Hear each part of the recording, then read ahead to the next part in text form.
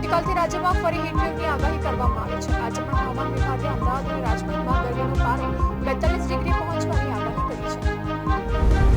આજે વહેલી સવારે વડોદરા શહેરના સોમા તળાવના વિસ્તારમાં લાકડાની 3 દુકાનમાં આગનો બનાવ સામે આવ્યો હતો. વડોદરા ફાયર એન્ડ ઇમરજન્સી વિભાગની એક બાદ એક 7 ફાયર સ્ટેશનની 12 ગાડીઓએ ઘટનાસ્થળે પહોંચી આગ પર કાબુ મેળવ્યો હતો. સદનસીબે આ આગના બનાવમાં કોઈ જાનહાનિ થઈ નથી. કર્ણાટકમાં 5 વર્ષની બાળકી પર બળાત્કારનો પ્રયાસ અને પછી હત્યા કરનાર આરોપીને રવિવારે રાત્રે પોલીસે એન્કાઉન્ટરમાં ઠાર માર્યો હતો. આ એન્કાઉન્ટરમાં એક સબ ઇન્સ્પેક્ટર સહિત 3 પોલીસકર્મીઓ ઘાયલ થયા હતા. વધુ એક વખત ડ્રગ્સનો જથ્થો ઝડપી લેવામાં આઈસીજી અને એટીએસને સફળતા મળી છે. પોરબંદરથી 190 કિલોમીટર દૂર દરિયામાં આ ઓપરેશન હાથ ધરાયું હતું. આ કાર્યવાહીમાં રૂપિયા 1800 કરોડનો 300 કિલોગ્રામ નશીલો પદાર્થ જપ્ત કરવામાં આવ્યો છે. હવામાન વિભાગે મધ્યપ્રદેશ, છત્તીસગઢ સહિત 22 રાજ્યોમાં વાવાઝોડું અને વરસાદનું એલર્ટ આપ્યું છે.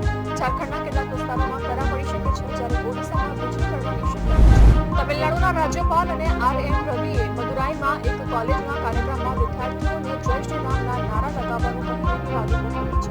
મદુરાઈની એક કોલેજમાં રવિએ વિદ્યાર્થીઓને તેમના ભાષણના અંતે ઉત્સાહિત થવાનું અમેરિકાના રાષ્ટ્રપતિ ડોનાલ્ડ ટ્રમ્પે રવિવારે જાહેરાત કરી હતી કે સ્માર્ટફોન, કમ્પ્યુટર અને અન્ય ઇલેક્ટ્રોનિક ઉપકરણોને ટીટ ફોર ટેટ ક્રેડિટમાંથી મુક્તિ આપવામાં આવશે, પરંતુ ફક્ત મર્યાદિત સમય માટે. તેમણે સમગ્ર ઇલેક્ટ્રોનિક સપ્લાય ચેઇનમાં તપાસ શરૂ કરવાની જાહેરાત કરી છે.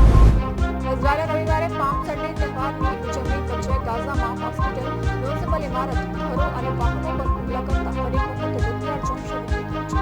ઇઝરાયેલના હુમલામાં બાળકો સહિત 21 લોકોના મોત નીપજ્યા છે. યુક્રેનના સુમી શહેરમાં રશિયાએ કરેલા મિસાઇલ હુમલામાં 34થી વધુ લોકોના મોત થયા છે અને અન્ય 117 લોકો ઘાયલ થયા છે, તેમ સત્તાવાળાઓએ એક નિવેદનમાં જણાવ્યું છે. બોલિવૂડ અભિનેતા સલમાન ખાનને ફરીથી જાનથી મારી નાખવાની ધમકી મળી છે. સલમાન ખાનના ઘરમાં ઘૂસી તેને જાનથી મારી નાખવા અને તેની કારને બોમ્બથી ઉડાવી દેવાની ધમકી અપાઈ છે. મેસેજ મળ્યા બાદ બર્લી પોલીસ સ્ટેશને અજાણી વ્યક્તિ વિરુદ્ધ કેસ નોંધ્યો હતો. ગુજરાતના આજના સીજી એક્સપ્રેસ નવા સમાચારો અને વધુ અપડેટ